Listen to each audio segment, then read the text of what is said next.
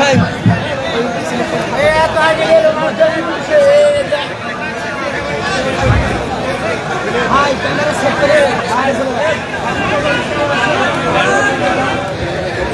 السلام عليكم ورحمة الله. الحمد لله وحده والصلاة والسلام على من لا نبي بعده. أما بعد فأعوذ بالله من الشيطان الرجيم. قد أفلح المؤمنون الذين هم في صلاتهم خاشعون.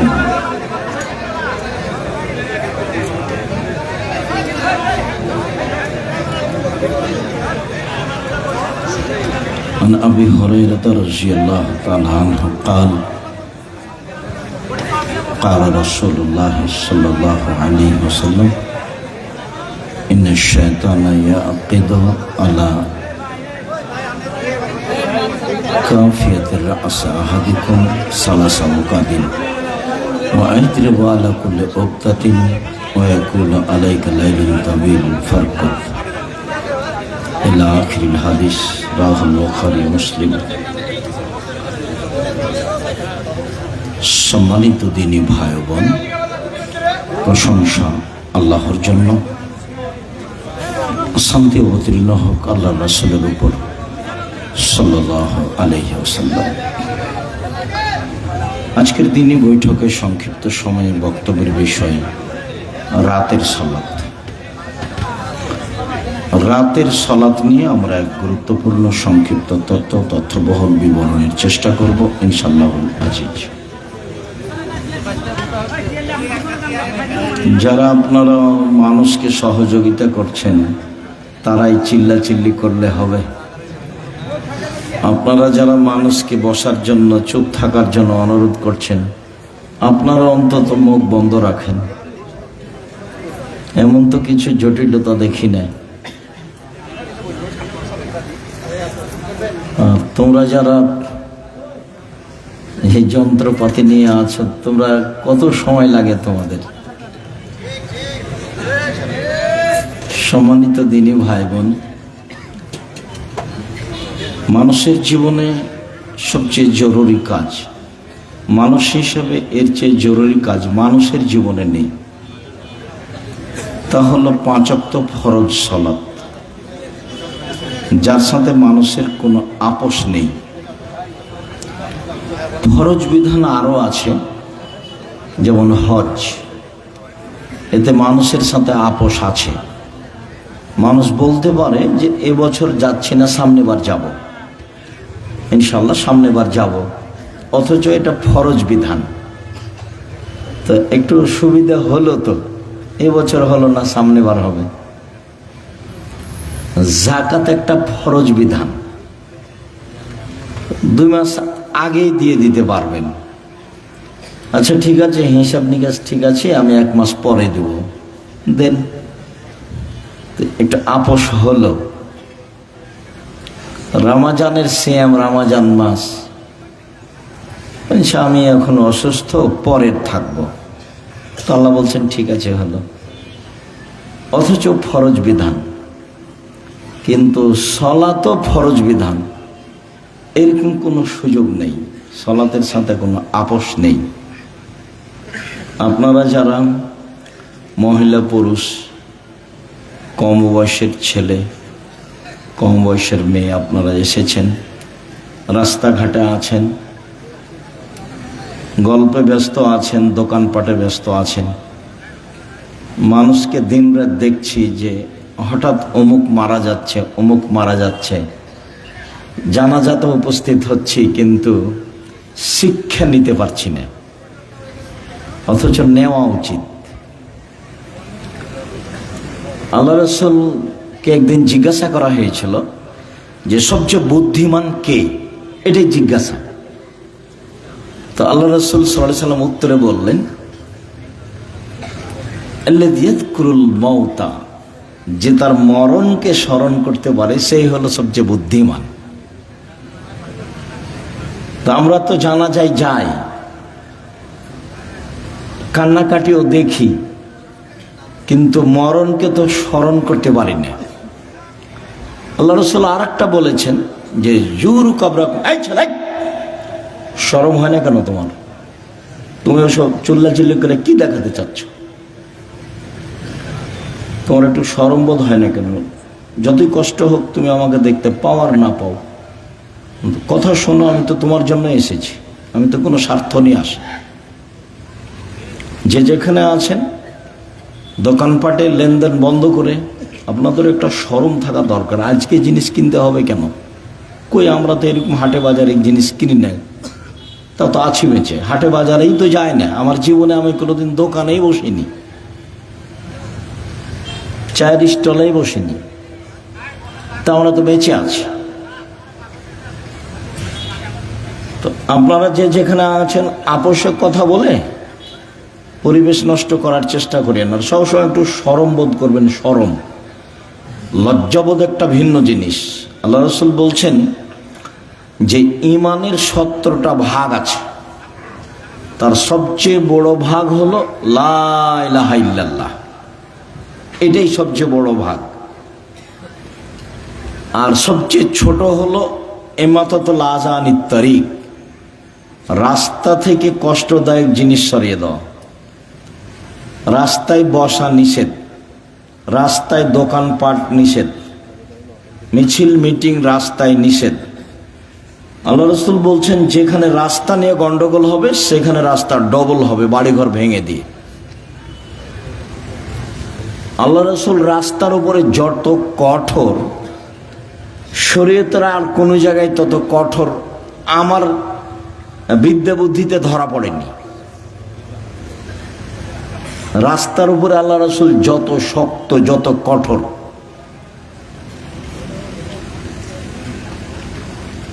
একবার বলছেন যে মানুষের শরীরে যত জোড় আছে এই পরিমাণ তাকে দান করতে হবে। সাহাবীরা বলছেন যে এটা না পারে যদি, তখন আল্লাহ রাসূল বলছেন যে তাহলে এ করতে হবে,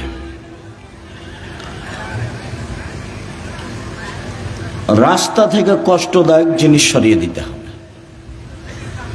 তাহলে শরীরের যত জোড় আছে সব জোড় সমান দান করা হয়ে যাবে। তো রাস্তার ব্যাপারে আল্লাহ রাসূল খুব শক্ত। তো তিনি বলছেন যে সবচেয়ে বড় ঈমান হলো লা ইলাহা ইল্লাল্লাহ, আর সবচেয়ে ছোট ঈমান হলো রাস্তা থেকে কষ্টদায়ক জিনিস সরিয়ে দেওয়া, রাস্তাতে যেন কোনো সমস্যা না থাকে। তারপরে তো কথা শেষ, বড় শেষ, ছোট শেষ। আবার আল্লাহ রাসূল বলছেন ওয়ালা হাইয়ু মিনাল ঈমান, লজ্জা ঈমানের শাখা। এটা তো দরকার ছিল না, বড় হয়েছে ছোট হয়েছে তো কথা শেষ। কিন্তু আল্লাহ রাসূল আবার এই লজ্জাটাকে ভিতরে ঢুকিয়ে দিলেন। লজ্জা হচ্ছে ঈমানের সবচেয়ে গুরুত্বপূর্ণ শাখা। রাতে এইসব বড় মোবাইলে ল্যাংটা মেয়ে দেখে কে? লজ্জা নেই যার। দোকানে বসে আড্ডা পিটে কে? টিভিতে নগ্ন মেয়ে দেখে কে? লজ্জা নেই যার। আমরা বক্তব্য দিচ্ছি, কোরআন হাদিসের কথা বলছি, দোকানে বসে আড্ডা পিটছে কে? আড্ডা পিটছে, লজ্জা নেই যার। আমি কতবার বলছি যে এইসব নিজের খেয়ে পরের ধন না ধরে অমুকের চরিত্র ফুলের মতো পবিত্র, এইসব নোংরামি করে বেড়াও রাস্তাঘাটে, দলাদলি করে দাঙ্গাবাজি করে আর একজনকে জেল হাজতে দাও।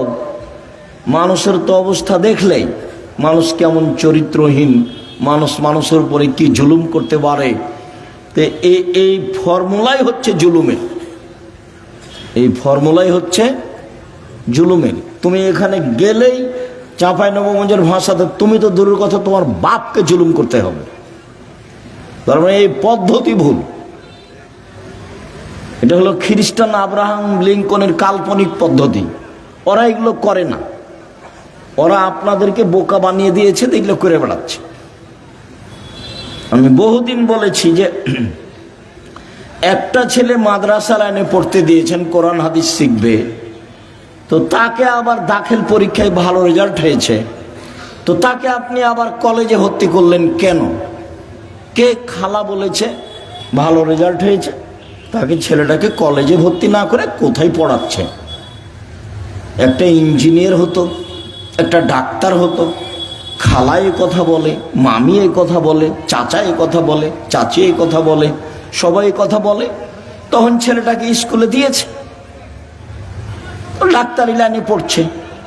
তো যেই ছেলেটা প্রথম থেকেই স্কুলে আছে, বাপে বলছে ভালো মেধা, তো পঞ্চম শ্রেণী থেকে 2-3 জন প্রাইভেট মাস্টার রেখেছে, দশমে গিয়ে 4 জন প্রাইভেট মাস্টার রেখেছে।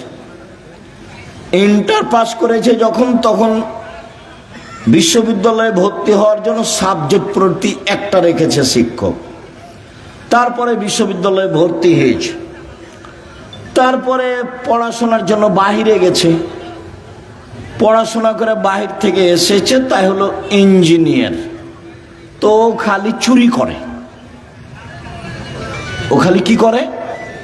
চুরি করে। যেখানে হিসাব নিকাশ লাগায় রাস্তাঘাটের, সেখানে টাকা কিভাবে মারা যাবে সেটাই তার মাথায় আছে।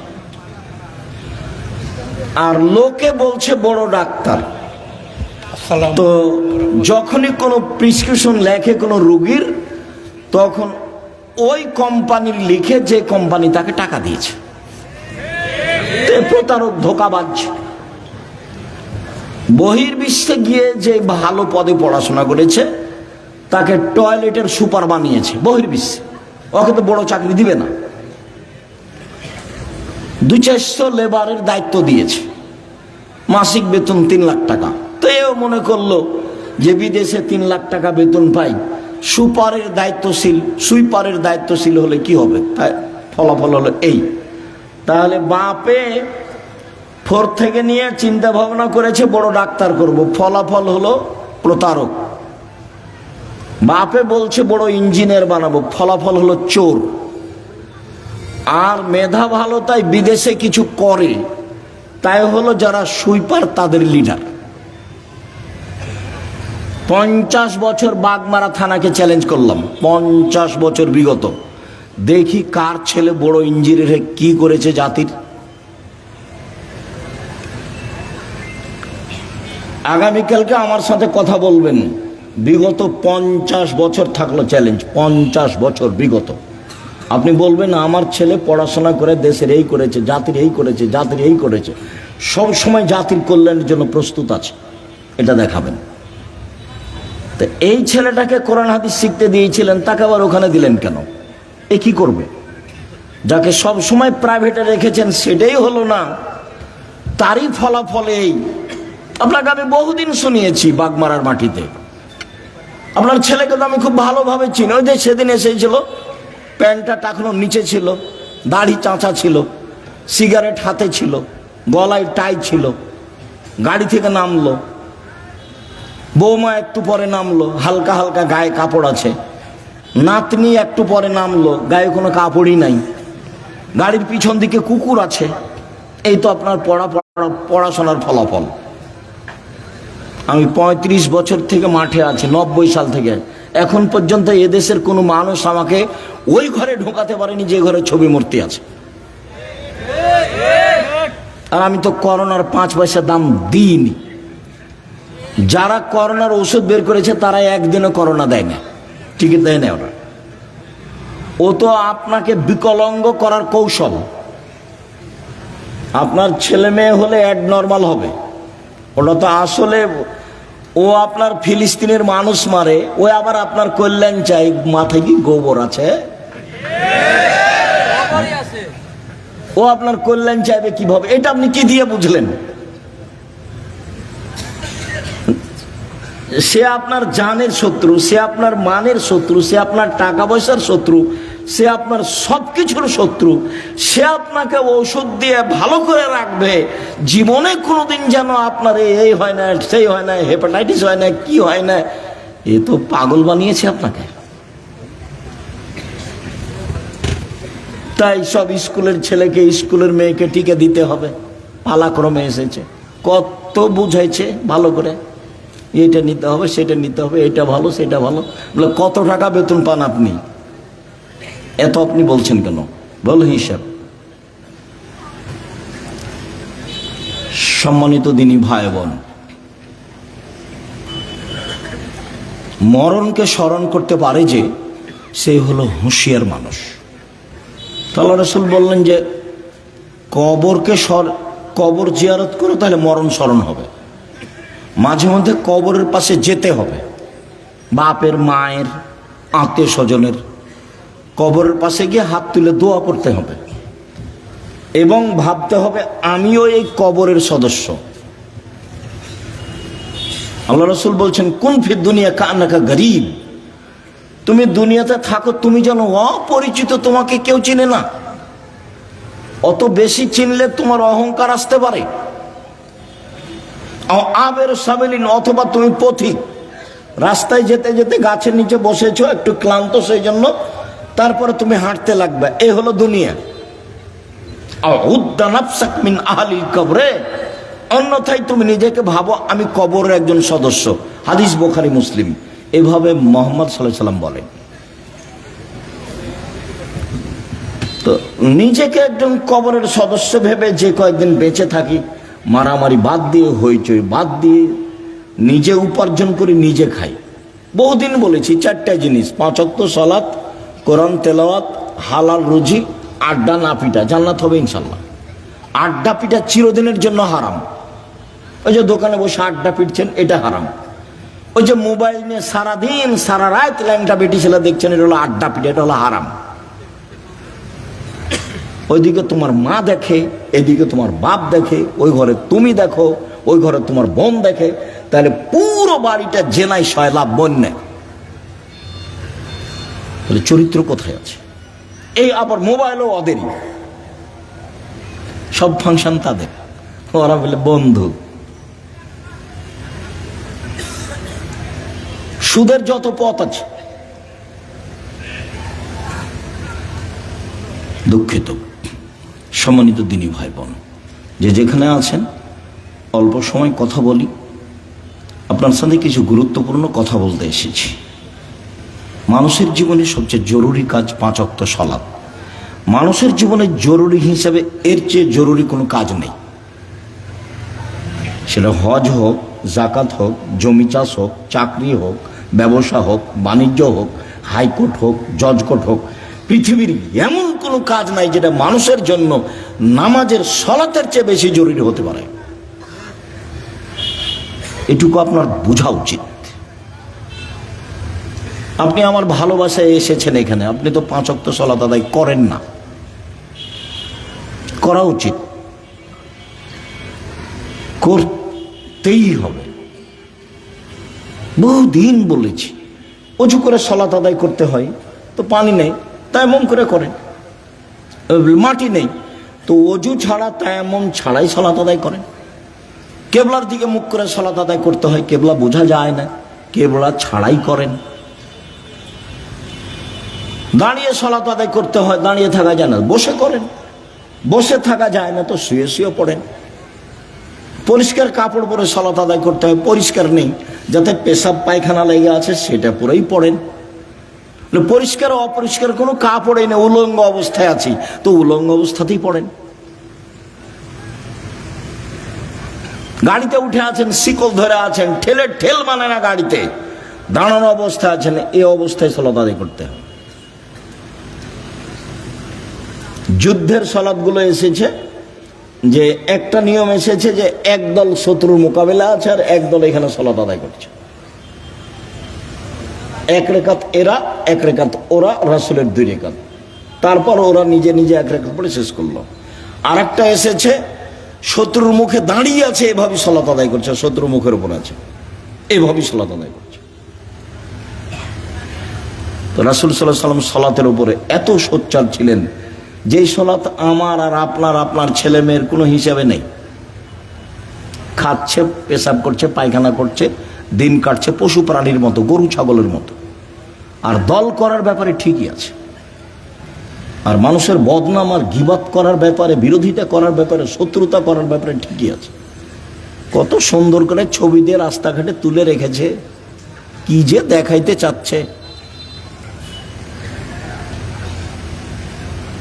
মানুষের ক্ষতি করে বেশি দিন বেঁচে লাভ নাই। আমার জীবনে আমি দুটা কাজ খুব চেষ্টা করি জীবন বাজি রেখে টিকে থাকা, খুবই কঠিন। তার একটা হলো, আমি আমার জীবনে মানুষের কোনোদিন প্রতিশোধ নিব না, ইনশাআল্লাহ। সে যা পারে করুক, যা পারে বলুক। পারিবারিকভাবে হোক, জমি জায়গার ব্যাপারে হোক, সামাজিকভাবে হোক, দল সংগঠনভাবে হোক, মানুষের কোনোদিন প্রতিশোধ নিব না। আর মানুষের পিছে পড়বো না, বদনাম করবো না। আমাকে ধুয়ে ছেড়ে দেখ না কেন, ও নিয়ে আমি মাথা ঘামাই না। বলেছে হ্যাঁ, আমাকে এভাবে বলবে মানে এরকম আমার মাথায় কাজ করে না। বরং আপনাকে আমি কতদিন বললাম, কেউ যখন গালি দেয় তখন আবার বন্ধ করলে আমি আবার পাল্টা রিং দিয়ে বলি যে ভাইজান, গালি কি আরো বাকি ছিল? হয়তো বা মোবাইলে টাকা শেষ হয়ে গেছে, নাকি গালি দিয়ে নেন। প্রতিশোধ নিয়ে লাভ নাই, ওর পিছনে পড়ে লাভ নাই। আমার আব্বা বলতেন যে ছেলে মেয়ে দুনিয়াতে এসেছে ভাগ্য ছেড়ে এসেছে, তাই তাদের চিন্তা করতে হবে। আমি এখন বলি আব্দুল্লাহ, আব্দুর রহমান, আব্দুর রহিমের চিন্তা করতে হবে। ওরা কি ভাগ্য ছেড়ে এসেছে? ওরা ভাগ্য নিয়ে আসেনি, ওদের তাকদিরে কিছু লেখা আছে তো নাকি? যেদিন আল্লাহ মানুষ সৃষ্টি করেছেন সেদিন চারটা জিনিস লিখেছেন, হায়াতাহা ও মাউতাহা ও রিজকাহা ও মাসায়েবাহা। তার মরণ, তার জীবন, তার রুজি, তার অসুখ বেসুখ। করোনা লেখা থাকলে হবেই। চারটা লেখা আছে, এক মরণ, দুই জীবন, তিন রুজি, চার রোগ ব্যাধি। আমি এই কথা বলিনি, এই কথা মুহাম্মদ সাল্লাল্লাহু আলাইহি সাল্লাম বলেছে।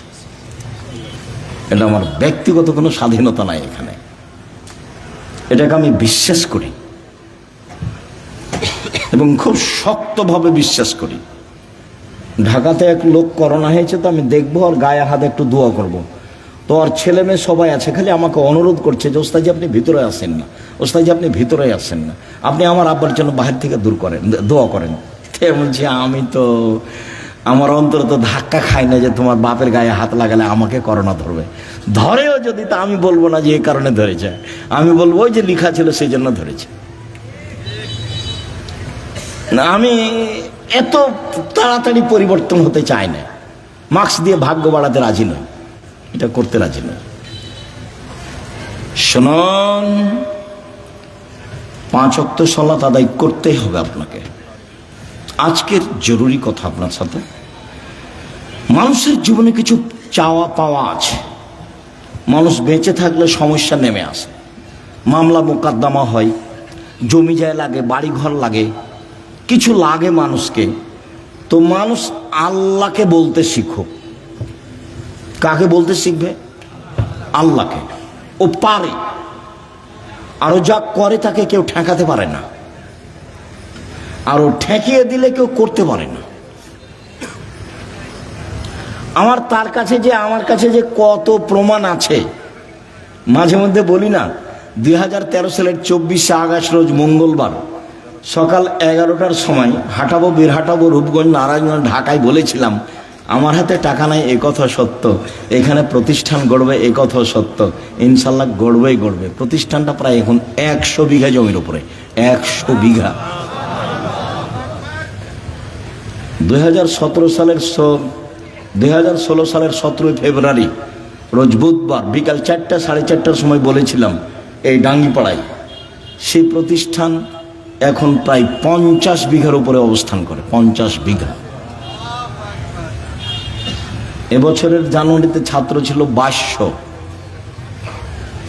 প্রায় 5000 ছেলে মেয়ে পড়াশোনা করে, 300 জন শিক্ষক শিক্ষিকা, প্রতি মাসে বেতন লাগে 40 লক্ষ। অথচ আমি নিজেকে মনে করছি আমি হলাম কচুর পাতার পানি। কচুর পাতার পানি বুঝেন না? একটু বাতাস আসলে কেমন হয়, এই পড়লো, এই পড়লো, এই পড়লো।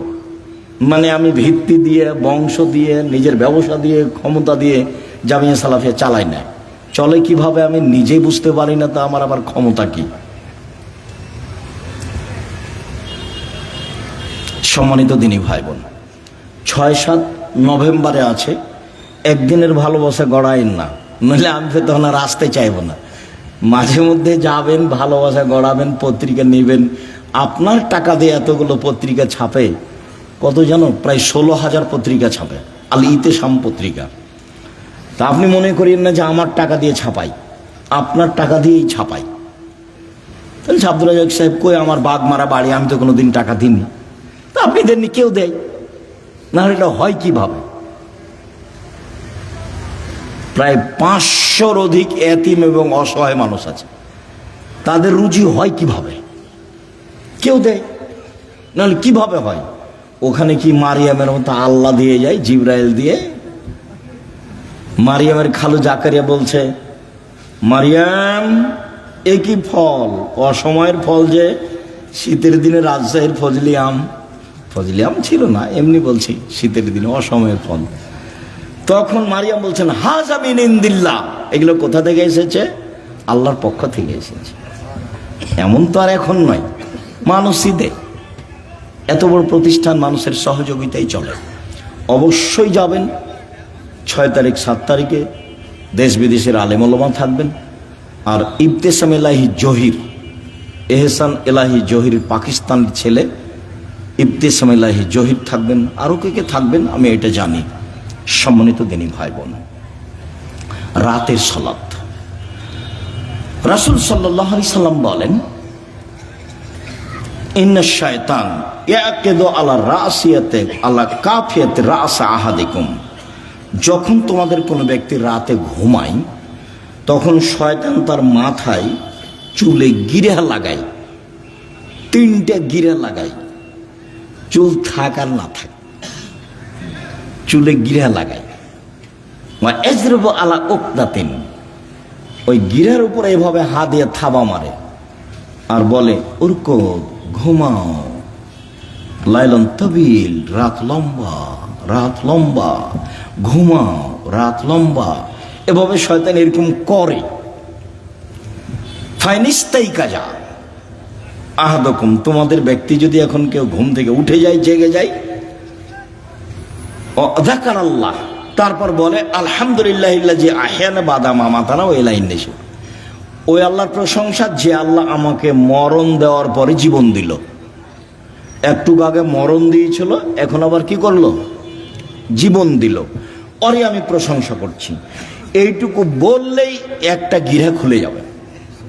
শয়তান যত বড়ই পাওয়ারফুল ক্ষমতার অধিকারী হোক না কেন, আমি দোয়া পড়েছি, ঘুম থেকে উঠে গিরা খুলে যাবে।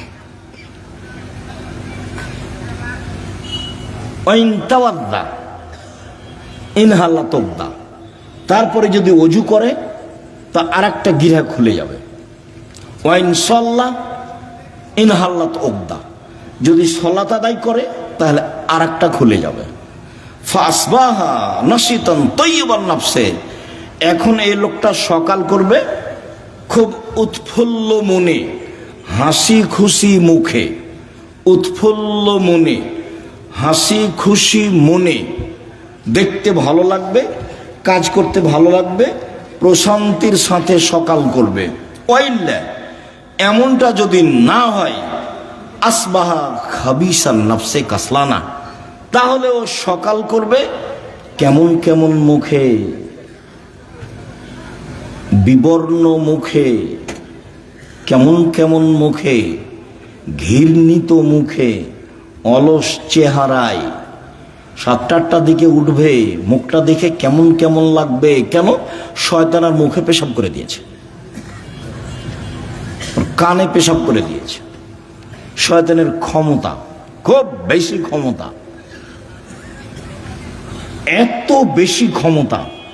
আল্লাহ যখন বললেন এই সরে যা, আমি যে তোকে বললাম যে আদমকে সিজদা কর, তো সিজদা করলি না কেন? বলে আদম মাটির তৈরি, আমি তো আগুনের তৈরি, ও নিম্নমুখী, আমি ঊর্ধ্বমুখী, আমি কেমনে তাকে সিজদা করি? সর এখান থেকে, সর, তোর অহংকার বেশি, সর এখান থেকে, সর। তখন বলছে আচ্ছা ঠিক আছে সরে যাও, আমার একটা কথা। হ্যাঁ, কি কথা? আমাকে কিয়ামত পর্যন্ত বেঁচে থাকার সুযোগ দিতে হবে। কার দাবি এটা? শয়তানের। তা আল্লাহ বললেন ঠিক আছে দিলাম, এলা ওয়াক্তি মালুম, একটা সময় পর্যন্ত দিলাম, যেমন পেয়েছে সময় তেমনি বলছে ওয়া ইজ্জাতিকা, তোমার সম্মানের কসম। আল্লাহকে বলছে ইয়া রাব্বি, শয়তান বলছে ইয়া রাব্বি, হে আমার প্রতিপালক, তোমার সম্মানের কসম, লাউবিয়ানিল ইনসানা মাদামা তারহুম ফি আসাদিহিম, আদমের ছেলে মেয়েকে পাপ করাবো করাবো করাবো, ওকে আমি ভুল পথে নিয়ে যাব যাব যাব, ওর দেহে যতদিন শ্বাস আছে আমি তাকে পাপই করেই ছাড়বো, ও কেমনে জান্নাতে যায় তা আমি দেখে ছেড়ে দেব। এ কথা শয়তান বলল। আপনি বুঝতে পারছেন না, কোরআন মাজিদে শত জায়গাতে এসেছে, সব খারাপকে আপনাকে ভালো করে দেখায়, যত খারাপ তত আপনার কাছে প্রিয়। ল্যাংটা ছবি আপনার কাছে ভালো লাগে কেন? জেনা ভালো লাগে কেন? দোকানে বসে আড্ডা পিটতে ভালো লাগে কেন? হই হুল্লাড় করে চিল্লাচিল্লি করতে ভালো লাগে কেন? মানুষের বদনাম করতে ভালো লাগে কেন? মানুষকে জেল হাজতে দিতে ভালো লাগে কেন? মিথ্যা কসম সাক্ষী দিতে আপনাকে ভালো লাগে কেন? সব ছুঁচামি, নোংরামি, শয়তানি, জঘন্য কাজ আপনাকে ভালো লাগে কেন?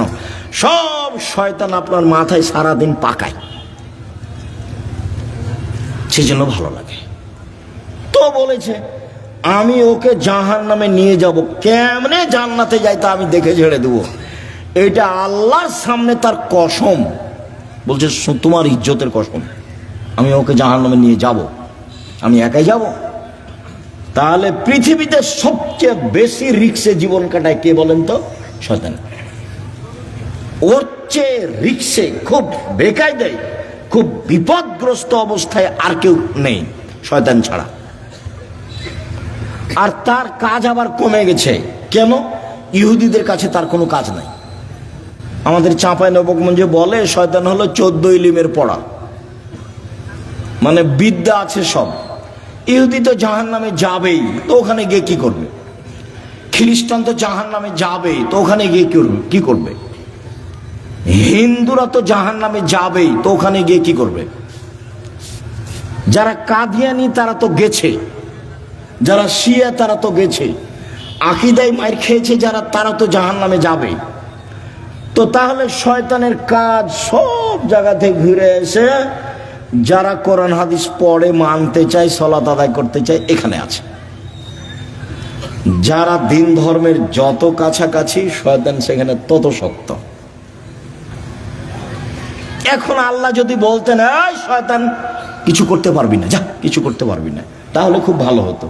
তো এখন আল্লাহ বলছেন যে আচ্ছা ঠিক আছে, ওয়া ইজ্জতি ওয়া জালালি ওয়া ইরতিফায়ে মাকানি, আমার সম্মানের কসম। আল্লাহ বলছেন আমার সম্মানের কসম, আমার মর্যাদার কসম, আমার ইজ্জতের কসম, আদমের ছেলে মেয়ে যতবার ক্ষমা চাইবে ততবার ক্ষমা করে দেব। এইটা বললেন, তার মানে ক্ষমা চাওয়ার একটা পালা থেকেই গেল। আমাকে আপনাকে বাঁচতে হলে দিন রাত ক্ষমা চেয়েই বাঁচতে হবে। মানে আস্তাগফিরুল্লাহ ওয়া আতুবু ইলাইহি তাসবিহ করে নিতে হবে। তাসবিহ, শ্বাস চলে যেমন অজান্তে, মুখে থুথু আসলে ফেলে দেন যেমন অজান্তে, সময় আসলে খাওয়া রেডি হয় যেমন স্বাভাবিকভাবে, তেমনি জীবনে স্বাভাবিকভাবে আসতে হবে আস্তাগফিরুল্লাহ ওয়া আতুবু ইলাইহি। আস্তাগফিরুল্লাহ ওয়া আতুবু ইলাইহি। চলছেন, ফিরছেন, উঠছেন, বসছেন, আল্লাহ বললেন যে ঠিক আছে, আদম সন্তান যতবার আমাকে বলবে আমার ভুল হয়েছে ততবার আমি ক্ষমা করে দেব, এইটা বললেন। কিন্তু বললেন না যে তুই কিছু করতে পারবি না, এটা বলেন। তখন আল্লাহ রাসূল বলছে কুল্লু বানি আদম খাত্তা, আদম সন্তানই পাপী, খায়রু খাত্তাইনা তাওবুন, সবচেয়ে ভালো আদমের ছেলে মেয়ে সেই যে বলে আস্তাগফিরুল্লাহ ওয়া আতুবু ইলাইহি, আস্তাগফিরুল্লাহ আল্লাযী লা ইলাহা ইল্লা হুয়াল হাইয়ুল কাইয়্যুম ওয়া আতুবু ইলাইহি রব্বিগফিরলি ওয়া তুব আলাইয়া ইন্নাকা আনতাত তাওয়াবুল গফুর। আল্লাহুম্মা আনতা রাব্বি লা ইলাহা ইল্লা আনতা খালাকতানি ওয়া আনা আবদুকা ওয়া আনা আলা আহদিকা ওয়া আদিকা মাসতাতাতু আউযু বিকা মিন শাররি মা সানাতু আবু লাকা বিনিআমাতিকা আলাইয়া ওয়া আবু বিযামবি ফাগফিরলি ফাইন্নাহু লা ইয়াগফিরু যুনুবা ইল্লা আনতা। এই ছেলে, আমাকে কাজ দেখাচ্ছ, ধৈর্যের পরিচয় দাও।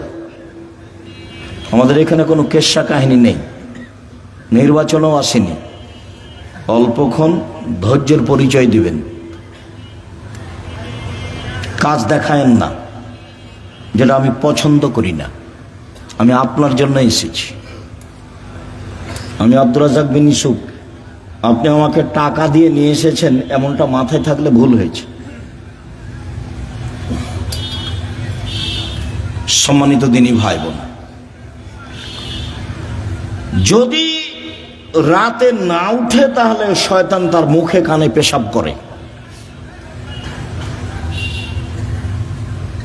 আয়েশা রাদিয়াল্লাহু তাআলা আনহা বলেন, কানা নবী সাল্লাল্লাহু আলাইহি সাল্লাম ইসাল্লি ফিমা বাইনা ইয়াফরুগা মিন সালাতিল ইশা ইলাল ফজর 11 রাকা ওয়া ইসাল্লামু মিন কুল্লি রাকাতাইন ওয়া ইউতির বিওয়াহিদাতিন।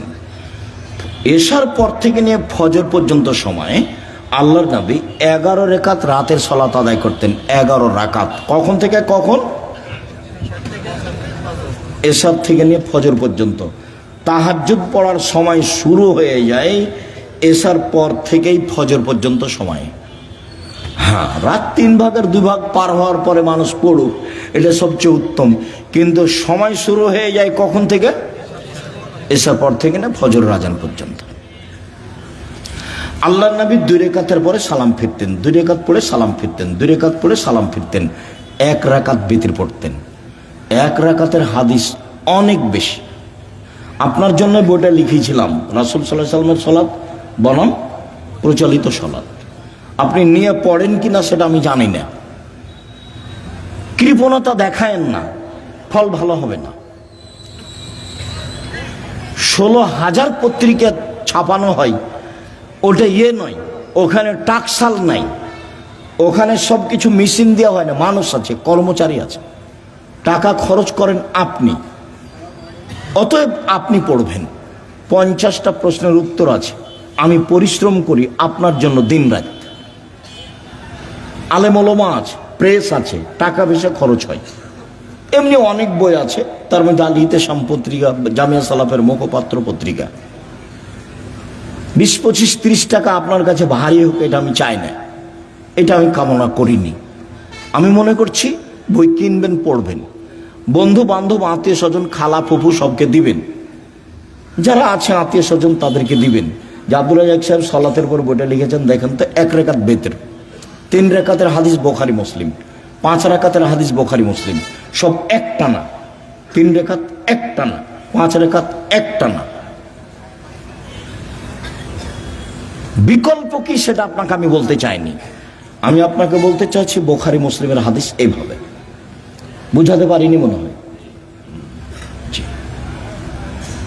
সম্মানিত দিনী ভাই বোন,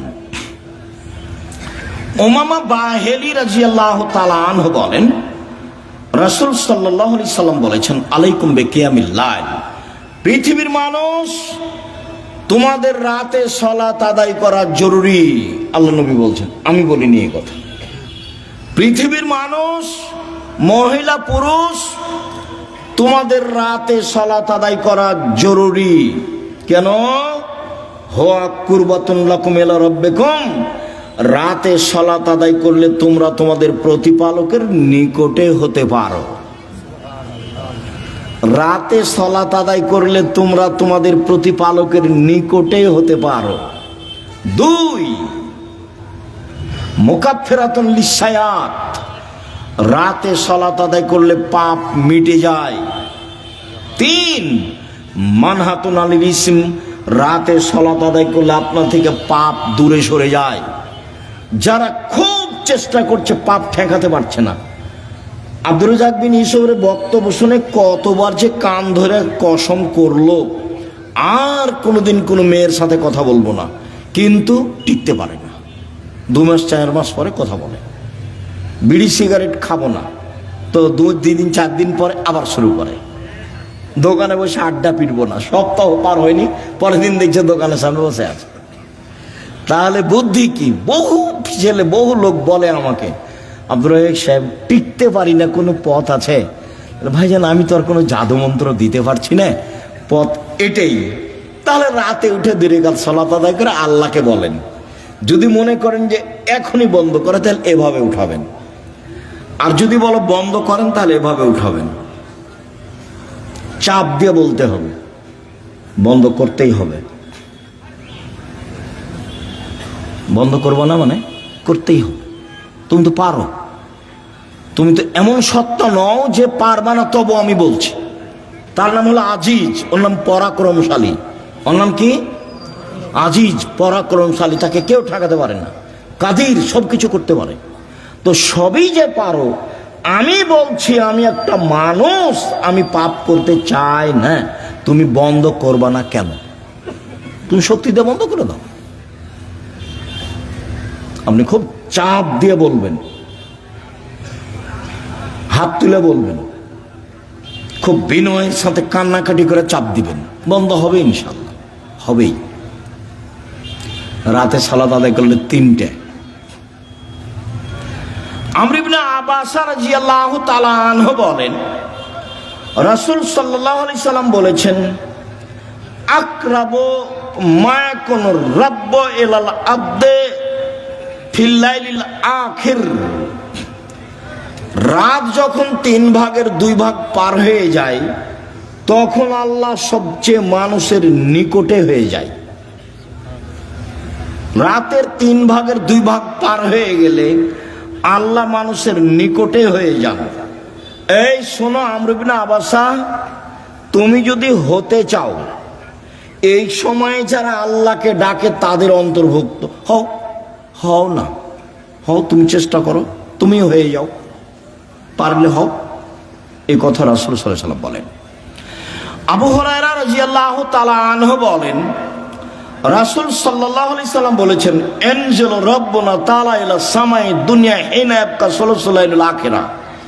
রাতের 3 ভাগের যখন 2 ভাগ পার হয়ে যায়, তখন আল্লাহ সপ্তম আকাশ থেকে প্রথম আকাশে নেমে আসেন। এই কথাটার খুব মূল্যায়ন করতে হবে। এই চালাই, আপসে কথা বলছো কেন? শরম বোধ হয় না? হাঁটাহাঁটি করো কেন? একটু লজ্জা বোধ হয় না কেন? শরম বোধ হয় না কেন? আমি তো কথা শেষ করবই ইনশাআল্লাহ। তা আপনার এত ব্যস্ততা বাড়লো কেন? আপনি একটু ধৈর্যের পরিচয় দিবেন।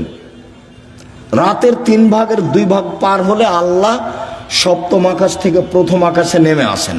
নেমে এসে বলেন, মায়াসুলনি ফাউতিয়াহু, কে কি চায়, যে যা চায় আমি তাকে তাই দিলাম। মায়াদুনি ফাস্তাজিবালাহু, কে আমাকে ডাকে বিপদে পড়ে, আমি তার ডাকে সাড়া দিলাম। কি বলতে চাও? এলে বিপদে পড়েছি, ঠিক আছে, ঠিক করে দিলাম। কে ডাকে? 3 মাইয়াস্তাগফিরনি ফাগফিরাল্লাহু, কে আমার কাছে ক্ষমা ভিক্ষা চায়, যে চাই তাকে আমি ক্ষমা করে দেব, যে চাই তাকে আমি ক্ষমা করে দেব। অন্য জায়গাতে বলছেন আল্লাহ তাআলা হাদিসে কুদসি, ইবনা আদম মা দাওয়াতানি রাজাওতানি, আদমের ছেলে মেয়ে শোনো, তুমি যেভাবে ডাকো আমি সেভাবে থাকি, তুমি যেভাবে আশা পোষণ করো সেভাবে আমি পূর্ণ করে থাকি। আদমের ছেলে মেয়ে শোনো, তুমি যেভাবে ডাকো আমি সেভাবে থাকি, তুমি যেভাবে আশা পোষণ করো সেভাবে আমি পূর্ণ করে থাকি। ওলা উবালি, আমি পরোয়া করি না তুমি কত বড় পাপী, তোমার ক্ষমা চাইলে আমি ক্ষমা করে দিই। আমি পরোয়া করি না তুমি কত বড় পাপী, তুমি যেভাবে ডাকো আমি সেভাবে থাকি, তুমি যেভাবে আশা পোষণ করো সেভাবে আমি পূর্ণ করে থাকি। লাউ বালাগাত জনবকানা সেমায়, আদমের ছেলে মেয়ে শোনো, তোমার পাপ যদি বেশি হতে হতে হতে আকাশে লেগে যায়, পাপ আর পাপ, আকাশ জমিন পরিপূর্ণ পাপ, জীবনটা শুধু পাপে ভরা। 15-16 বছর থেকে পাপ শুরু হয়েছে, এখন 40 বছর বয়স, শুধু পাপ। জেনা দিয়ে ভরা জীবন, অশ্লীলতা দিয়ে ভরা জীবন, মানুষের বিরুদ্ধে চলা দিয়ে, বদনাম গীবত দিয়ে ভরা জীবন। তোমার পাপ বেশি হতে হতে যদি আকাশ পরিপূর্ণ হয়ে যায়, আমাকে বলো, আমি তোমার পাপ ক্ষমা করে দেব। যেভাবে তুমি ডাকো আমি সেভাবে থাকি, তুমি যেভাবে আশা পোষণ করো সেভাবে আমি পূর্ণ করে থাকি, তুমি যেভাবে ডাকো আমি সেভাবে থাকি, তুমি যেভাবে আশা পোষণ করো সেভাবে আমি পূর্ণ করে থাকি। বিচারের মাঠে সব মানুষের সামনে আল্লাহ আসবেন, সব মানুষের সামনে, পুরুষ নারী সব মানুষের সামনে এসে আল্লাহ বলবেন, আদমের ছেলে মেয়ে শোনো, আজ তুমি যে পরিমাণ পাপ নিয়ে এসেছো আমি সেই পরিমাণ ক্ষমা নিয়ে এসেছি। তোমার যে পরিমাণ পাপ আমার সেই পরিমাণ ক্ষমা, তোমার যে পরিমাণ পাপ আমার সেই পরিমাণ ক্ষমা, তোমার যে পরিমাণ পাপ আমার সেই পরিমাণ ক্ষমা, যদি শিরক না হয়ে থাকে। তো বাংলাদেশের ছেলে মেয়ে তো আল্লাহর রাস্তায় শিরক করছে, স্কুলে গিয়ে তো সুন্দর করে বলছো ওমা তোমার আকাশ, ওমা তোমার বাতাস। আমি বলি না, আমার ছেলে মেয়েকে বলতে দিনি। এখনো এমন কোনো পরিস্থিতি আমার উপরে আসেনি যে আমি বলতে বাধ্য। মায়ের দুধ ছেড়ে গিয়ে বলবে ও কালিমা তোমার আকাশ, এত বড় নোংরা কথা আমার ছেলে মেয়ে বলবে, এখনো এই পরিবেশ আমার কাছে আসেনি। যার কাছে বিদ্যা নাই, যার কাছে বুদ্ধি নাই, তার ছেলে মেয়ে করুক। আপনি কেমন বুদ্ধিমান মানুষ তা আমার কাছে ধরা পড়েনি। আপনার কাছে কি বিদ্যা আছে এটা আমার কাছে ধরা পড়েনি। সবচেয়ে বদের গোড়া হলো আপনার ওই ঠাকুর। ঠাকুর হলো ঢাকা বিশ্ববিদ্যালয়ের শত্রু, ঠাকুর মুসলমানের শত্রু। যেদিন ভারত, বাংলাদেশ, পাকিস্তানের মুসলমান ইংরেজদের হাতে নির্যাতিত, সেদিন ঠাকুর ক্ষমতা দেখাই মান সম্মানে বসবাস করে লন্ডনে। সেই ঠাকুরের গান আমার ছেলে মেয়ে পড়ে, পাগল হয়ে গেছি।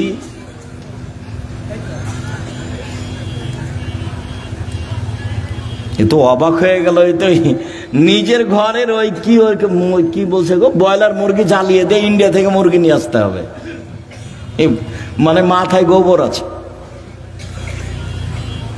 নিজের মুরগি কি করতে হবে, জ্বালিয়ে দিতে হবে, তো ওখান থেকে ডিম আনতে হবে। এত উল্টা বুদ্ধি, এটাও একটা উল্টা বুদ্ধি।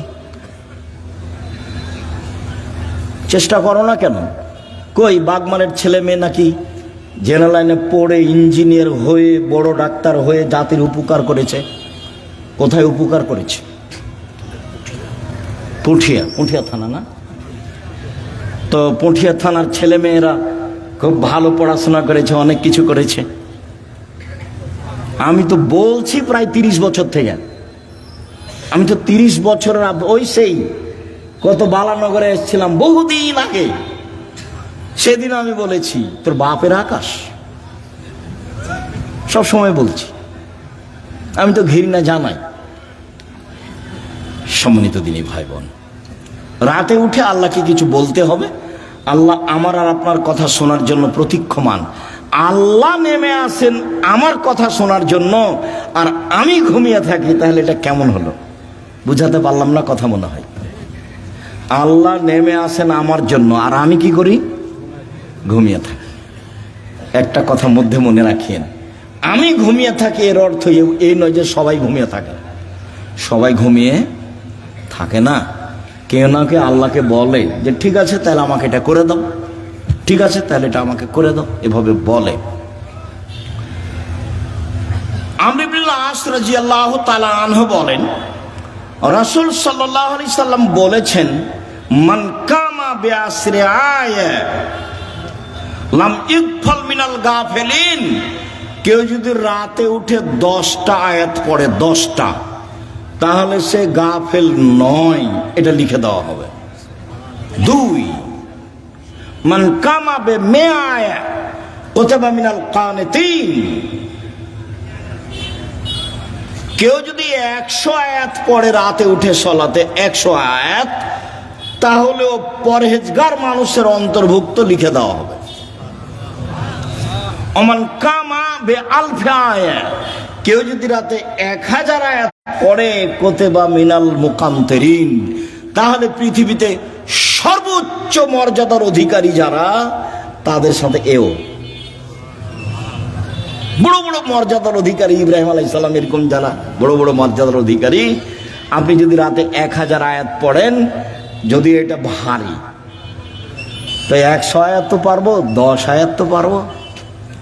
আবু হুরায়রা রাদিয়াল্লাহু তাআলা বলেন, আল্লাহ রাসূল বলেছেন, মান কামা ইস্তাইকাজা, যে ব্যক্তি রাতে উঠলো, স্ত্রীকে উঠালো, 2 রাকাত সালাত আদায় করলো, কুতিবা মিনাল যাকিরিনা যাকিরাত, যারা আল্লাহকে ডাকে ওদের একটা তালিকা আছে, এদের স্বামী স্ত্রীকে সে তালিকা লিখে দেওয়া হবে। উঠি না কেন, পারি না কেন? আজকে সোমবার, সিয়াম ছিলেন 32 বছর থেকে 30 বছর থেকে বলে আসছে, কেন সিয়াম ছিলেন না? আজ তো সোমবার, কেন থাকলেন না? এই ছেলে, এই সোমবারে সিয়াম থাকতে হবে কেন? কেন নবী থাকতেন বলো? সাপ্তাহিক মানুষের পাপ নেকি রিপোর্ট পেশ করা হয় কি কি বারে? সোমবার আর বৃহস্পতিবার।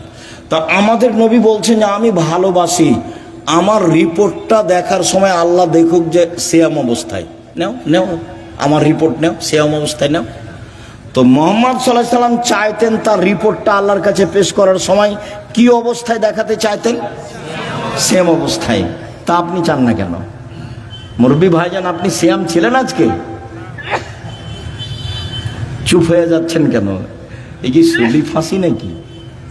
এই কি হাইকোর্ট জজকোর্ট নাকি? আদাত হয় না কেন? অভ্যাস হয় না কেন? ওইটা বাদ দিয়ে এটা করেন। বৃহস্পতিবার সোমবার সিয়াম থাকার চেষ্টা করেন। আর আসলে আদর্শ দিয়ে গেলেন, আর আমি এমনি দুনিয়া থেকে চলে গেলাম, জীবন পার করলাম, তাহলে হবে?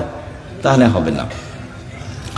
সম্মানিত দিনী ভাই বোন, রাসূল সাল্লাল্লাহু আলাইহি সাল্লাম বলেন, কেউ যদি ঘুম থেকে উঠে বলে লা ইলাহা ইল্লাল্লাহু ওয়াহদাহু লা শারীকা লাহু লাহুল মুলকু ওয়া লাহুল হামদু ওয়া হুয়া আলা কুল্লি শাইইন কাদির ওয়া সুবহানাল্লাহি ওয়া আলহামদুলিল্লাহি ওয়া লা ইলাহা ইল্লাল্লাহু আল্লাহু আকবার লা হাওলা ওয়া লা কুওয়াতা ইল্লা বিল্লাহ, তাহলে এখন যা বলবে আল্লাহ সেটা মেনে নেবেন।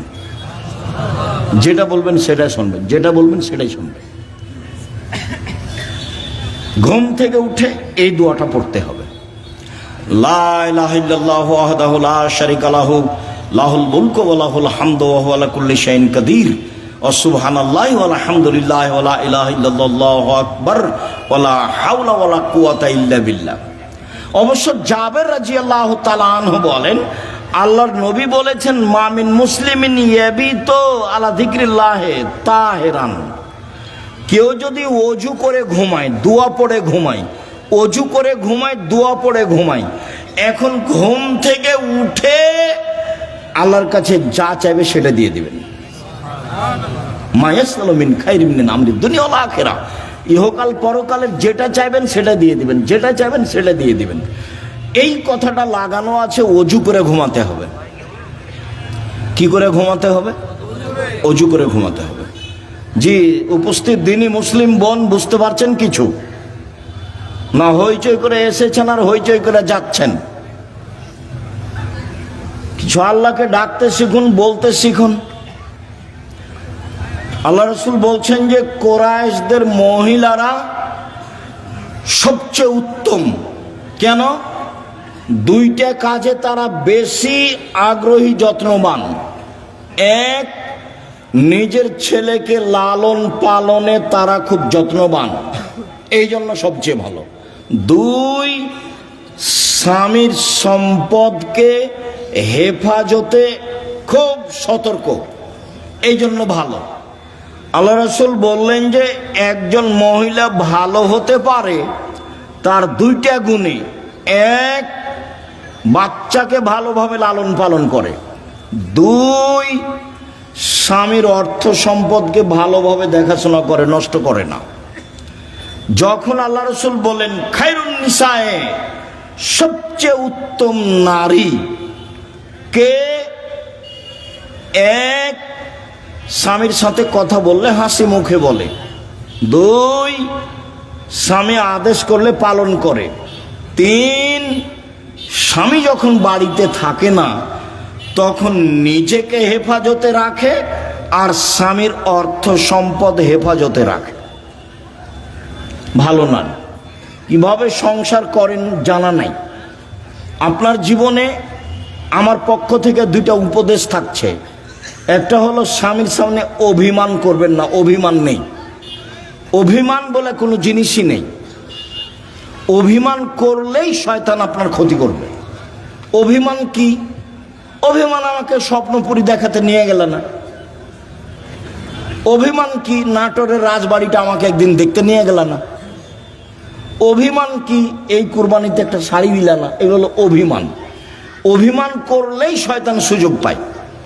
আর যদি আপনি বলতে শিখেন যেভাবে আপনি রাখবেন আমি সেভাবেই খুশি, মোটা কাপড়ে আপনি খুশি তো আমি খুশি, চিকন কাপড়ে আপনি খুশি তো আমি খুশি, আমার পক্ষ থেকে প্রতিবাদ নেই, অভিমানও নেই, তো শয়তান কি করবে তাহলে? তো শয়তান মুখ বন্ধ করে সরে যাবে। আর যদি খালি অভিমান করেন আর যদি পূর্ণ না করে থাকে, তাহলে সারা রাত শয়তান আপনাকে বলবে হলো হলো, 3 মাস আগে একটা কথা বলেছিলি সেটাও মানেনি, গত রমজানে একটা শাড়ি চেয়েছিলি সেটাও মানেনি, হলো। তোকে তোর কোনো কথাই মানবে না। তখন ঘুম থেকে উঠেও বলে যে তোর সংসারই করবো না, যা তুই আমাকে বাদ দে, তুই সংসারই করবো না, এখনই ছেড়ে দে, এখনই ছেড়ে দে, আমি তোর সংসার করব না। তখন এ নিরুপায় হয়ে বলে যে যা তাহলে করবি না তো কি করবো, আর 1 তালাক 2 তালাক 3 তালাক যা। যেমন 3 তালাক বলা হয়েছে তখন আর শয়তান নেই, চলে গেছে। এখন দুইজনই ফ্রি। ইন্না লিল্লাহি ওয়া ইন্না ইলাইহি রাজিউন। এইবার ছেলে মেয়ে 3টে, যে খুব ঝামেলা। কয়দিন পরে দেখবেন স্বামী কাঠগড়ায় একদিকে আর স্ত্রী কাঠগড়ায় একদিকে। কয়দিন আগে একসাথেই ছিল। অভিমান করবেন না জীবনে। আপনি আমার দিনই বোন, আপনাকে আমি খাটো করতে আসিনি। অভিমান নেই আর প্রতিবাদ নেই। তুমি এই কথা বললে কেন? তোমার মা আমাকে কথা বললো কেন? তোমার বাপ আমাকে কথা বললো কেন? তুমি তোমার মায়ের কথা আমি শুনতে এসেছি? এরকম কোনো কথা চলবে না। ধৈর্যের পরিচয় দিতে হবে, সহ্য ধৈর্যের পরিচয় দিতে হবে, তাহলে সংসার সুন্দর হবে, শয়তান সুযোগ পাবে না। আর আপনাকে বলি, আপনি কোনো সময় মুখ খারাপ করিয়েন না। যখন সাহাবীগণ বললেন আল্লাহর নবী আমরা স্ত্রীদের কি হক আদায় করতে পারি, ওরা আমাদের কাছে কি পায়, আল্লাহ রাসূল 1 নম্বরে বললেন আতেমা মাতায়েমপা তুতেমা মাতায়েমতা, তুমি যেভাবে খাও সেভাবে খাওয়াবা, খাওয়া দিয়ে কথা শুরু। তাকসুয়া মাক্তাসাইতা, তুমি যে মানের কাপড় পরো সেভাবে পরাবা। ওলা তুকাব্বে, কটু কথা বলবো না, গালি দিতে হয় না, স্ত্রীকে মারতে হয় না, নিন্দা করতে হয় না, গালি দেওয়া হবে না, সমস্যা আসতেই পারে। আল্লাহ রাসূল বলছেন ওকে বাঁকা হাড্ডি দিয়ে সৃষ্টি করা হয়েছে, আপনি জোর করে সোজা করতে চাইলে ভেঙে যাবে, ভেঙে তালাক। আপনাকে ধৈর্যের পরিচয় দিতে হবে। আর তালাক দিয়ে নিজেকে খুশি করিয়েন না, তোকে জব্দ করেছি তালাক দিয়ে, এইটা দিয়ে খুশি করিয়েন না। অন্য পথ দিয়ে খুশি করেন, নিজেকে সান্ত্বনা দেন, তালাক দিয়ে নয়। মানে বেগুনের গাছে আছে 2-3টা বেগুন আছে, 2টা নিয়ে গেলেন, এখনো গাছটা আছে, আর মোলায়ের গাছটা তো গোটাটাই শেষ। তালাক দিলে সবই শেষ। তো যারা বলেছে 1 বৈঠকে 3 তালাক, তো রাগে তো বলেছে তোকে 1 তালাক, তোকে 100 তালাক দিলাম যা। তো তারা তো আরো বেকায় দেয়। আব্দুর রাজ্জাক সাহেব নাহি বলেছেন যে 1 বৈঠকে 3 তালাক, 1000 তালাক দিলে 1 তালাক, তবুও তো তালাক হয়েছে। স্ত্রীকে তালাক দিয়ে নিজেকে খুশি করিয়েন না, ভুল হিসাব। ধৈর্যের পরিচয় দেন, সংসার ভালো হবে। আর আপনি আমার দিনই বোন, একটু কিছু হলেই বলবেন না তোর সংসার করবো না, তুই তালাক দিয়ে দে, তোর সংসার করবো না, তুই তালাক দিয়ে দে, তোর সংসারে থাকবো না, তুই আমাকে রেখেছিস কেন, এত কথা কেন আপনার? ধৈর্যের পরিচয় দেন। যখন শুধু খালি আমার কাছে যত ফতোয়া আছে তার শতকরা 70 থেকে 75% ফতোয়া আছে তালাকের। মানুষের জীবন এখন তালাক দিয়ে চলছে। একটু রাগ করলেই ও শান্তি পাচ্ছে কি দিয়ে, তালাক দিয়ে। ও বলছে তুই তালাক দিয়ে দে, আর এও বলছে তোকে তালাক দিলাম, তোকে তালাক দিলাম। তালাক তো দেওয়া আল্লাহর বিধান, তারপর বলছে ক্ষমা চেয়েছি। ওকে হুজুর নাকি বলেছে যে তালাক দিয়ে ক্ষমা চেয়েছে, তার মানে হুজুরকে ক্ষমা চাইতে হবে আল্লাহর কাছে। তালাক দিয়েছে সেটা তো আর পাপ নয়, সেখানে ক্ষমা চাইতে হবে কেন? বলে আমাদেরকে তওবা পড়িয়ে মিল করে দিয়েছে, বলে হুজুরকে তওবা করতে হবে এখন। হুজুরকে তওবা করতে হবে যে তালাকের তওবা পড়ে মিল করে দিয়েছি। তো তালাকের তওবা কেন? তালাক তো আল্লাহর বিধান। তালাক কার বিধান? আল্লাহর বিধান। তাল্লিকুহুন্না লিইদ্দাতিহিন্না, পৃথিবীর মানুষ তোমরা তোমাদের স্ত্রীকে তালাক দাও যখন সে ইদ্দাত থেকে পবিত্র হয়েছে। সংসার না চললে তালাক দাও, ওটা আল্লাহর নবীও বলছেন। তো সেখানে পাপ হলো কি করে যে তওবা পড়িয়ে তাদেরকে একসাথে করে দিল? তালাক তো একটা বিধান।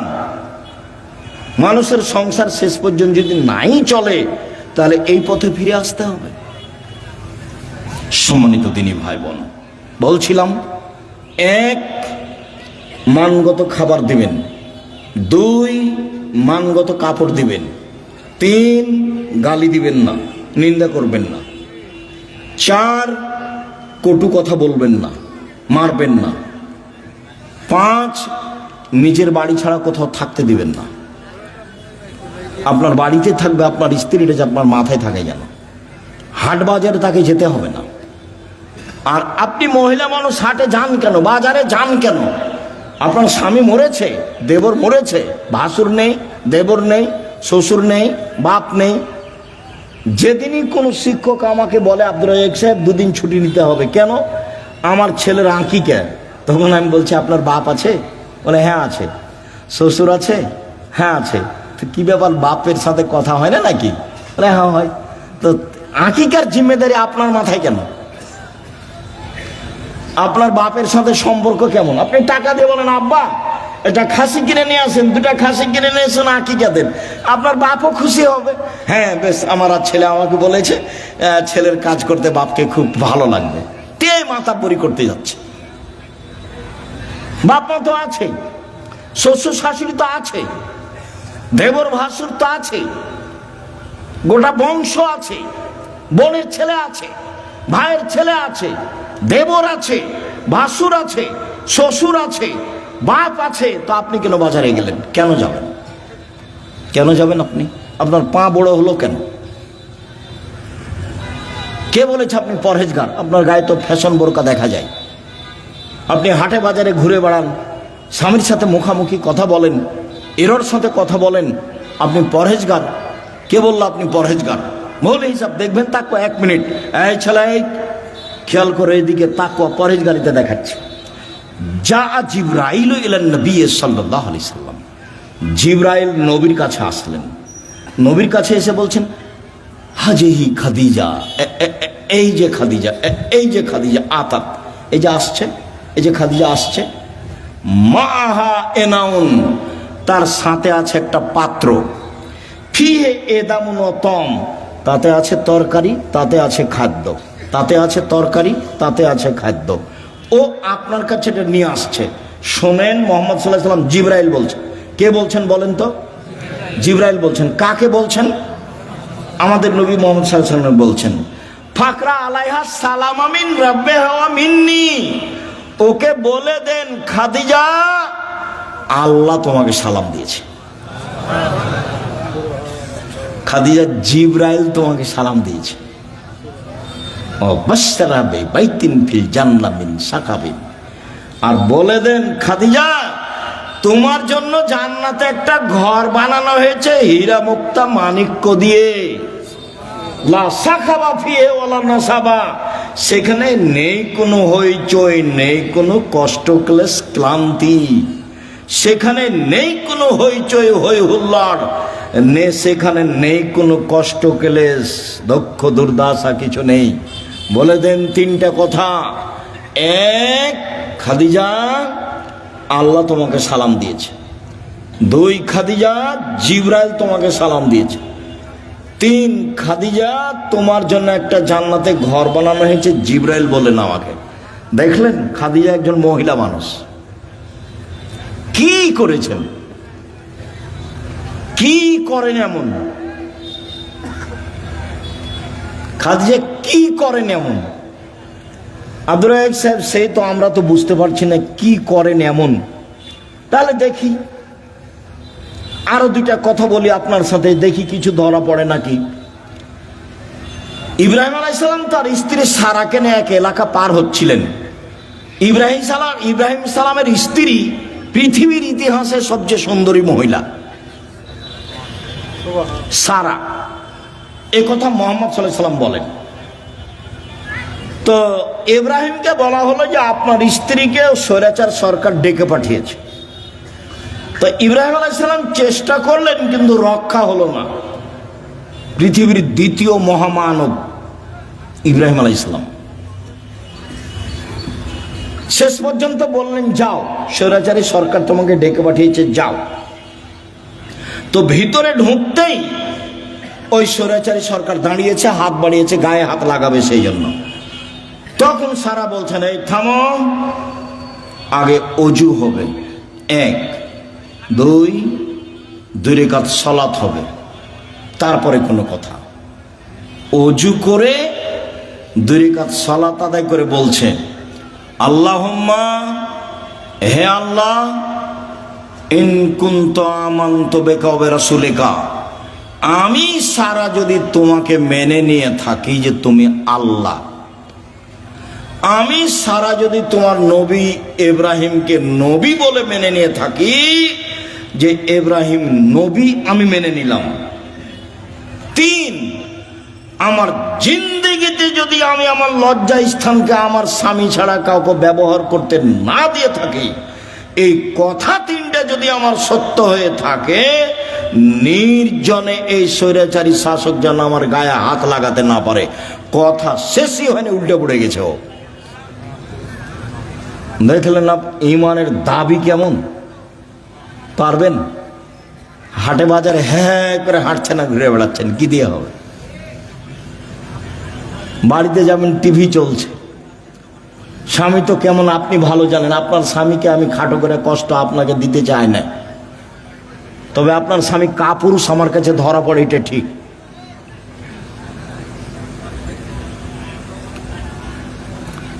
আপনি আমার দিনী বোন, এদিকে দেখেন, বেশি কিছু আমল নয়।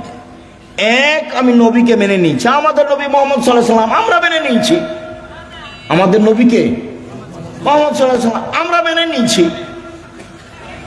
2, আল্লাহকে মেনে নিয়েছি যে তুমি আছো, সবকিছু করতে পারো, তুমি আজিজ, এ তো মেনে নিয়েছি।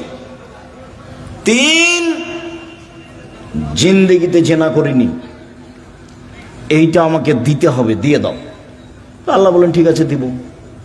ও মানুষ, আমি মানুষ নাই, ও পারে আমি পারি না, তাকে দেয় আল্লাহ, আমাকে কেন দেয় না? দিবেই তো, দিতে হবে।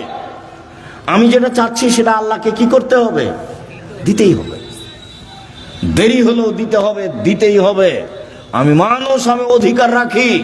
আমি পাপী হলে কি হবে? আমি তো বলছি আমি গুনাহগার, তুমি আমাকে ক্ষমা করো, এটা আমাকে দিয়ে দাও। আমি তো বলছি, আমি তো মানুষের কাছে চাইনি, ধর্ণা ধরে বলিনি যে এই করেন সেই করে দেন, তুই আপনি কত ভালো মানুষ, আপনি অমুককে দিয়েছেন, এ তো আমি কাউকে বলতে চাইনি, আপনাকে বলছি, তোমাকে বলছি, করে দাও। এদিকে দেখেন, হাজেরা বলছেন যে ইব্রাহিম আলাইহিস সালাম আমাকে কাবা ঘরের পাশে রেখে চলে যাচ্ছে, তা আমি পিছে পিছে হাঁটছি আর বলছি আইনা তাজহাবা ইব্রাহিম, ইব্রাহিম আপনি কোথায় যাচ্ছেন? আইনা তাজহাবা ইব্রাহিম, ইব্রাহিম আপনি কোথায় যাচ্ছেন? অর্থাৎ রকুন বিহাজালদি লাইসা ফি ইনশাআল্লাহ শাই, আপনি আমাকে এমন একটা উপত্যকায় ছেড়ে যাচ্ছেন যেখানে মানুষজন তো নেই, পশু প্রাণী ঘাস পাতাও নেই, কিছুই নেই। আপনি আমাকে কিছু বলবেন না? এরকম নির্জন মরুভূমিতে রেখে যাচ্ছেন, না কথা বলছেন না, যেতেই আছেন। তো স্ত্রীও পিছে পিছে হাঁটছেন। এক পর্যায়ে বলছেন আল্লাহ আমারাকা, আল্লাহ কি আপনাকে এইভাবে চলে যেতে বলেছেন? আপনি আমাকে কিছু না বলেই যাবেন? আর আপনি আমাকে তো বলবেন যে হাজেরা থাকো, কোনো সমস্যা নেই, 2 বছর 5 বছর পরে আসবো, দেখা হবে, কিছু তো সান্ত্বনামূলক বলবেন। কিছু না বলে চলে যাচ্ছেন, আল্লাহ কি আপনাকে চলে যেতে বলেছেন? তখন ইব্রাহিম আলাইহিস সালাম বলছেন নাম, হ্যাঁ চলে যেতে বলেছেন। তখন তিনি বলছেন ফালা ইউযাইয়িনুল্লাহ তাআলা, ঠিক আছে, আল্লাহ আমাকে ধ্বংস করবেন না। ধ্বংস করবেন না মানে উনি কি খেয়ে থাকবেন? আরে কয়েকশো কিলোমিটারের মধ্যে কোনো মানুষ নেই, দোকানপাট নেই, গাছপালা নেই, ঘাস পাতা নেই, কোনো কিছু নেই। তার আল্লাহর উপরে কত ভরসা। বলছে ঠিক আছে, তাহলে আল্লাহ আমাকে ধ্বংস করবেন না। তো ঘুরে এসে বাচ্চা দেখছেন, কি যে অবস্থা ছেলের। ব্যাগে যা পানি ছিল তা তো শেষ হয়েছে। কি যে হয়। সাফা পাহাড়ে উঠলেন, কোথাও পানির পথ নেই। দৌড়িয়ে নেমে মারোয়াতে গেলেন, কোনো পথ নেই। আবার বাচ্চা দেখতে আসলেন, একবার, দুইবার, তিনবার, চারবার, পাঁচবার, ছয়বার, সাতবার। এবার বাচ্চার দিকে আসছেন, ভাবছেন বাচ্চা মনে হয় মারাই যাবে। বুখারীর হাদিসে এভাবে এসেছে। হঠাৎ বলছে, কি চান? কে? আমার পানির প্রয়োজন। ঠিক আছে, পানির প্রয়োজন বলতেই জিবরাইল বাচ্চার পাশে, জিবরাইল নিজের পা দিয়ে আঘাত করলেন। বাচ্চার পায়ে আঘাত হয়েছে কথা মিথ্যে। বাচ্চার পায়ে জমজম চালু হয়েছে কথা মিথ্যে।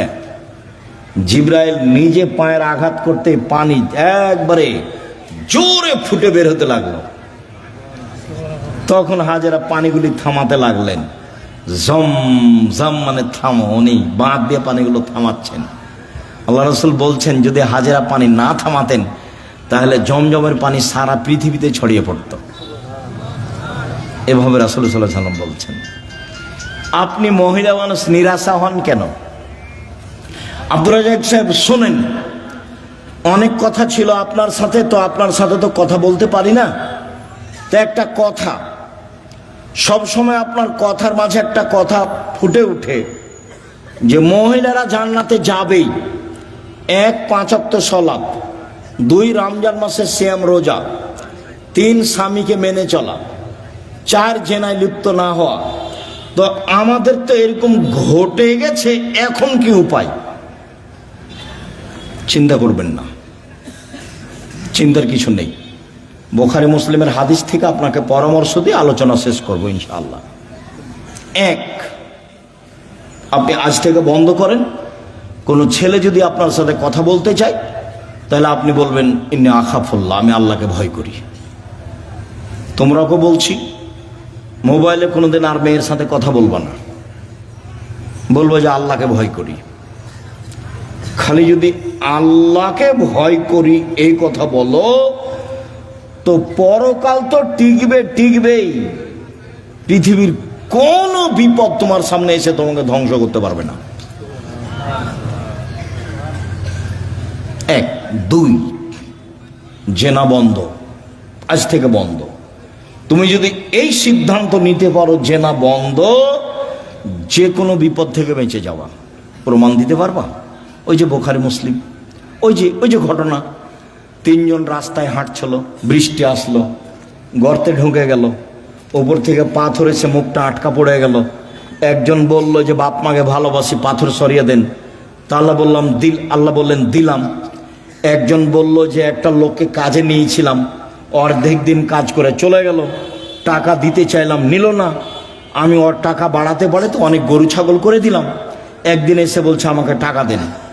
আমি বললাম গরু ছাগল নিয়ে যাও। আমাকে বলছে মজাক করবেন না। না, মজাক করিনি, তুমি সবই নিয়ে যাও। সবই নিয়ে গেছে। তো এই কাজটা যদি ভালো করে থাকি পাথর সরিয়ে দাও, দিলাম। তার একজন বলছে আমার চাচাতো বোনের সাথে আমি জেনা করতে চেয়েছিলাম, তো আমাকে 200টা স্বর্ণ মুদ্রার কথা বলেছিল। আমার চাচাতো বোন ভেবেছিল আমি গরিব মানুষ, টাকা সংগ্রহ করতে পারবো না স্বর্ণ মুদ্রা।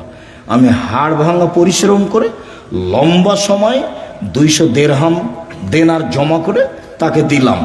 আমি জেনায় বসেছি, জেনা করব। তখন আমাকে বলছে দেখ আল্লাহকে ভয় কর, আমাকে অসতী প্রমাণ করিস না।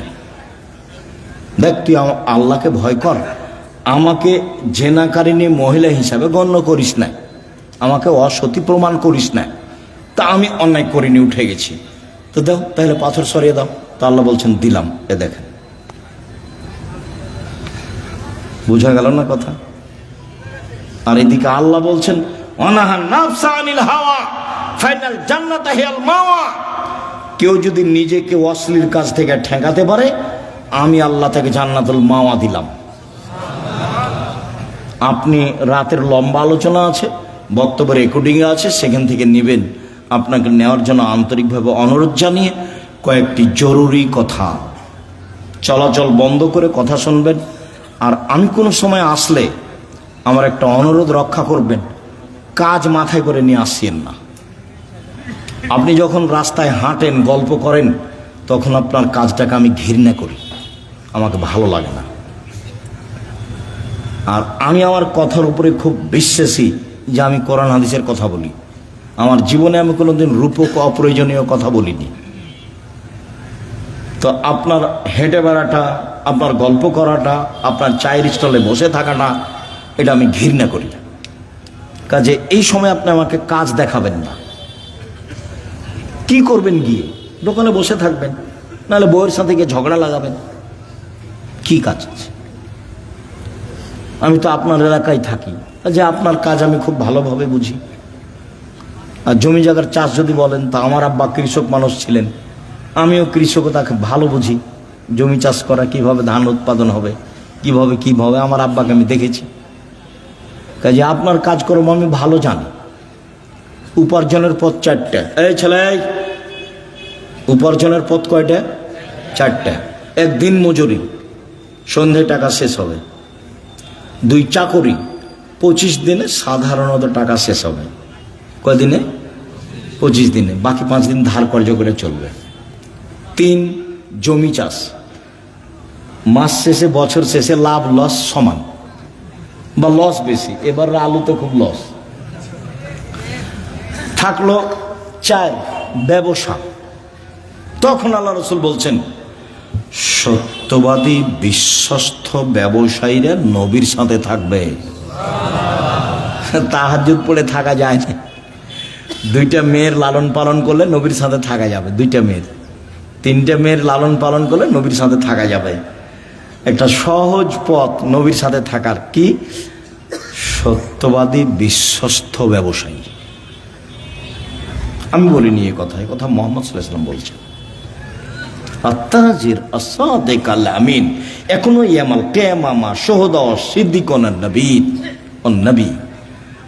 সত্যবাদী বিশ্বস্ত ব্যবসায়ীরা বিচারের মাঠে সিদ্দিক, শুহাদা, নবীদের সাথে থাকবেন। এটা আমার মুখের কথা নয়। 2, আর তিজারাত মাল কিজবল হালাফ, ব্যবসাতে মিথ্যা কথা এসে যায়, ব্যবসায় কসম চলে আসে। ফাসুবহু বিসাদকা, দান করে মিটিয়ে দাও। তো দিন মজুরি করলে তো দান করতে পারবেন না, ও তো সন্ধ্যায় টাকা শেষ হয়েছে। চাকরি করলে তো 25 দিনে গেছে, কয়েকদিন ধার কর্য করে গেছে। আর জমি চাষ করলে তো লাভ লস সবাই বুঝে। তাহলে কিছু করতে হলে কি করতে হবে? ব্যবসা, রিস্ক নিয়ে ব্যবসা করতে হবে। পিছু হটার কোনো সুযোগ নেই। আব্দুর রাজ্জাক সাহেব, আমি করেছিলাম 10 লাখ টাকা লস, চিন্তা করবেন না, পিছু হটার সুযোগ নেই, ব্যবসায় করতে হবে।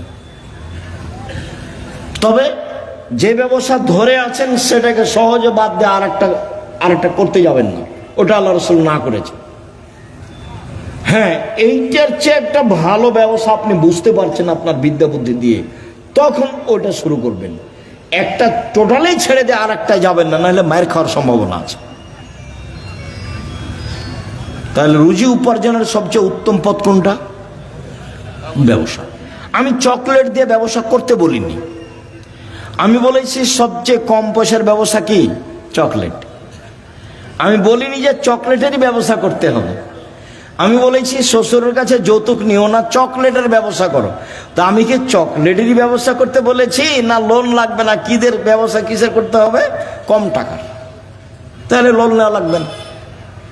কলার ব্যবসা করতে বলেছি, লোন নেওয়া লাগবে না। আর কলকাতায় হিরোইন কিনে ঢাকায় বিক্রি করতে নিষেধ করেছি, শ্বশুরের কাছে টাকা নিতে নিষেধ করেছি, খুব শক্তভাবে নিষেধ করেছি। এবং এ কথা বলেছি, ভিক্ষা করে টাকা দিয়ে চাউল কিনে ভাত খেয়ে ইবাদত কবুল হবে, শ্বশুরের কাছে যৌতুক নিয়ে এসে টাকা দিয়ে চাউল কিনে ভাত খেয়ে ইবাদত কবুল হবে না। শ্বশুরের কাছে টাকা নেওয়া জুলুম, ওটার নাম কি? যৌতুক। সন্ধ্যা হতে হতে টাকা ফেরত দিতে হবে, দিতেই হবে যে কোনো মূল্যে, নিজে উপার্জন করে খেতে শিখো, দিন মজুরি করে খাও, সহজ পথ। ব্যবসা করো ছোট, সহজ পথ। শুক্রিয়া, জাযাকুমুল্লাহ খাইর। সম্মানিত দিনী ভাই বোন, আপনাদের সাথে জরুরি কথা। কোনোদিন আসলে এই থামো, ছেড়ে থামো, সবাই উপস্থিত হওয়ার চেষ্টা করবেন ভাই বোন সবাই। এক, জরুরি কথা, আল ইতেসাম পত্রিকা সহ অন্যান্য বইগুলি নিয়ে যাবেন। যে আলোচনা করছিলাম সে আলোচনা উপদেশ বইয়ে আছে আর আদর্শ নারীতে আছে। জরুরি কথা, সামনে মাসে 6-7 সম্মেলন, সবাই আসবেন, দেশ বিদেশের আলেম ওলামা আছে। 6-7 নভেম্বর সম্মেলন। আর জামিয়া সালাফে ভর্তির তারিখ হলো 1 জানুয়ারি। ডিসেম্বরে ফরম, 1 জানুয়ারি ভর্তি। সকলের কল্যাণ কামনা করে সকলকে পত্রিকা বই পুস্তক নেওয়ার জন্য আন্তরিকভাবে অনুরোধ জানিয়ে, বই পুস্তক পত্রিকা আছে কোথায়?